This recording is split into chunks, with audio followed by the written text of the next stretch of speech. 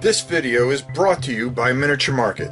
Thousands of board games, miniatures, and paints, discount prices at miniaturemarket.com.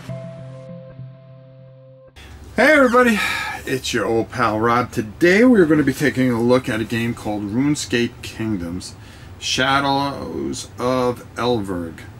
Okay, and this just came out from the great company Shadowforge Games, SFG. Same people that have done Dark Souls and many other games, even Guild Ball, which was fantastic by them. And their quality is always fantastic. RuneScape is a very unique game. We're going to go down, we're going to talk a little bit about it. I'm not going to go over all the rules. I want you to kind of get an idea of what's going on here. And then I'll talk to you more what my plans with this are on the other side and some of my thoughts as well. Let's go down to the table and take a look. So I'm not going to explain everything here. I'm going to go over a bunch of stuff. These miniatures are absolutely beautiful, but what do you expect from SFG? You have a bunch of different villains that you are going to be facing, and they're absolutely fantastic. And you get enough miniatures in here to pick whoever you would like to be. Let me just bring this in here. Here's the 4 villains that you're going to be facing. I love the dragon, and these are going to be fun to paint. You're going to pick one character, but the thing about picking a character is you may want to be a knight, but you are a blank sheet to start with, okay? Basically, so you're not a warlord. I mean, just because you pick a knight doesn't mean that you're going to go in that way. You may end up turning into be a wizard or a thief or something like that. The miniature is just, you know, whatever's favored for you, okay? And to mark your position, you are going to be bopping around this, and when you go to an area, you're going to have a choice to forge, do a skill test, or basically you're going to take a card depending on what area it is, and then you're going to read what happens when you are there. For instance, we go to Falador. Okay, what happens in Falador? There are going to be tests that you're going to have to take, and you are going to try to pass those tests, and you will have a reward and a penalty if you cannot do that particular quest. What happens also is there is an escalation counter. If this ever gets to the top, it is going to reset, and you are going to add a bunch of things that are going to make it even tougher, because the villains don't wait for anyone. There is a nice little tutorial sheet that you're going to run through, and that is this little campaign about a cook. But our main guys that are going to give us trouble are going to be such as the Vampire Slayer. And forgive me because I can't put this all in the camera view so you can see what's going on. You're going to go through certain conditions, and as you do that, you have a certain amount of time, because as I said, that escalation thing is going to go up. But once you are strong enough and feel that you can, and it's going to give you an idea of where you need to be to fight, particularly the vampire, then you're going to flip over and you are going to fight on this board. And the same could be said for the dragon, okay? The flame and flame demon, and of course the demon itself. There are going to be certain conditions that you are going to add to certain decks.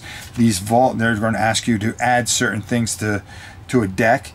These are all numbered, and as you go through, you are going to pick certain things, and say, you know, it's going to give you a number to add 40 to such and such deck.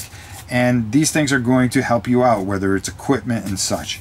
There are side quests that you're going to go on, that you're going to have to go and do certain things to help your way through this campaign. These side quests will give you certain abilities and a certain amount of XP. As you get XP, you are going to level up. You are going to face mini bosses and things like that. And you know, they are going to have certain amounts of HP as you are flying around this map trying to get resources, XP, and build your character up enough to go face whatever foe it might be, such as Dracula, which is pretty much the first campaign that you're going to do.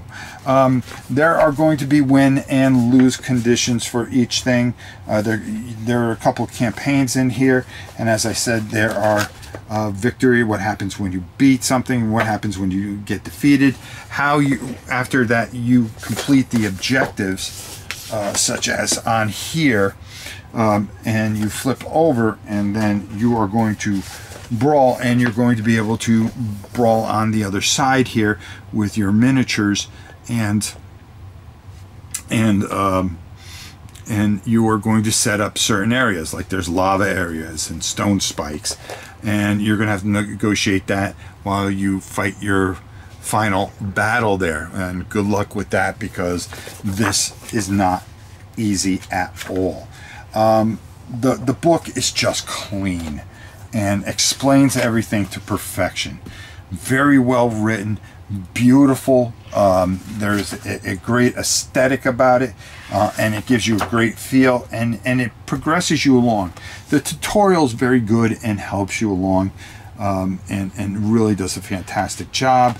Like I said, you are going to have to raise your skills a certain way, and you've got to do it in a certain amount of time, because as things get harder, you kind of start falling off, and you get behind the 8 ball, which is not going to help you when you get to the final villain. You can die and come back, but there's going to be penalties, and then when you go to fight that final boss, it's going to make you pay right there. And that's where this really just shines. It's one of those games that, you know, even as I play by myself, it immerses you, and they're just fantastic little things that really push you along here, and you know, you're trying to get there, but you want, you know, you always want to squeeze out that little extra XP or those little extra skills, because, you know, that is not going to be a tough battle whatsoever. So we're going to do a live play on this and really go through it and make it very understandable and a lot of fun for you guys, and it's going to help me make a final decision, because I've messed with this a few times. I really like what I'm doing, but I want to show you guys. And usually I always feel that when I do a live play, I really can feel how it feels with the rest of you there. So we're going to do that. Right now we're going to go up top, and we're going to talk about some of the things that do frustrate me about this game, and that's these little tokens, because you're going to be trying to get XP, gold, and all kinds of different resources to help you along. And of course everything is run off of a D10 for your tests, just to let you know. But you know, there was a couple things I kind of went, well, you know, we could have done, you know, these things drive me nuts, and we'll talk more about that up top. So let's go up top and get on out of here. All right, so again, I didn't show you everything. I kind of gave you a brief overview. Very interesting game. There's some really great things about this, and there's some things, you know, this is very affordable, and I think I think that's a home run, having a game that is so affordable. And you know, you're going to get anywhere from 12 to 16 hours worth of playability out of it if you do the entire campaign. Well worth it for what you pay for this. Well worth it. Quality is very good. The thing that drives me nuts, and I keep on dropping them, are these little itty bitty tokens. And you know, there was a way around it. I mean, these things are so itsy bitsy, okay? And I'm trying to hold them up to the thing. I drop these all the time, and it becomes to the point where it's frustrating, because you use these tokens quite a bit. I like how you really got to kind of bop around this map as fast as humanly possible, because the escalation track keeps going and makes things tougher, meaning that the villain is getting, you know, it's not going to sit there all day. They are going to unleash hell unless you get moving and get things done. So you really can't level your guys up. You know, you've got to be smart in what you're doing. I love these sheets. You know, you make a couple copies, laminate them, you're off and running, then you keep the rest. The thing is like I said down below, your hero is a blank slate. You know, it's not, hey, I'm going to go be a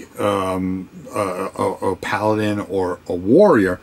I think the thing here is that they give you these miniatures, and you can pick anybody you want. You may pick a knight, but that doesn't mean your character develops into a knight. He could be a wizard or whatever. So kind of, okay, did we need the miniatures? Could we have gotten bigger tokens if we took the miniatures out and put standees in? I mean, this is a very little thing, you know, to complain about. I'm just thinking, because I do get very frustrated with the size of these tokens. That's because I got big hands. You know, I understand keeping costs low and doing the right thing, but there were a couple of ways that I felt that you could possibly have done it and got around it. All in all, I mean, if you think I'm saying that this is a bad game, no, it isn't. Going around can kind of get a little tedious, and again, I think the best way, before I really comment on this, is I'm liking what I'm doing. I'm enjoying it. It's not a chore or a pain or anything like this, and I see a lot of fun in this. And I think the best thing for me to do is do a live play of this, which will be on a Wednesday, because I do my live plays on Wednesdays, and kind of get a real good feel, and then come up with a final decision there, or what my final thoughts are. One of the things that we try to do, that we've been trying to do on this channel, is not just play things once or twice, but try to do it a little bit more to give you a good feel of whether this is really something that you're going to enjoy. There are a bunch of expansions out there. The only one I could find at Miniature Market was the King Black Dragon expansion. I think the rest are Kickstarter, if I'm not 100% sure. Like I said, down on the table, the miniatures are beautiful. What do you expect from SFG? And the game is fun, but I want to be able to show you more and really get a great feel for this, so you can make a smart decision. Right now, I have to suggest it. Again, my only frustration are these little itty bitty tiny things, which if I could substitute those, I would be so, I think it'd make it more enjoyable, because I've got 4 of these on the floor right now, just from doing this review. So maybe I'm just butterfingers, but they are very small, and it can be a little frustrating. But cards, great quality. Miniatures, fantastic quality. Board, beautiful. Rules, clean rules. What do you expect from a great company like this? And for me, just to complain about tokens, I mean, that really doesn't say much, okay? I'm just letting you know, make sure that you have something that you can put them in, and you don't fumble with them the way I do. All right, so until next time, until our live play of this fantastic game, it's your old pal Rob. We will be checking this out, and I hope this helps you a bit, and I hope you look forward to what we have in store for RuneScape Kingdoms. Until next time, it's your old pal Rob. We'll see you soon, everybody.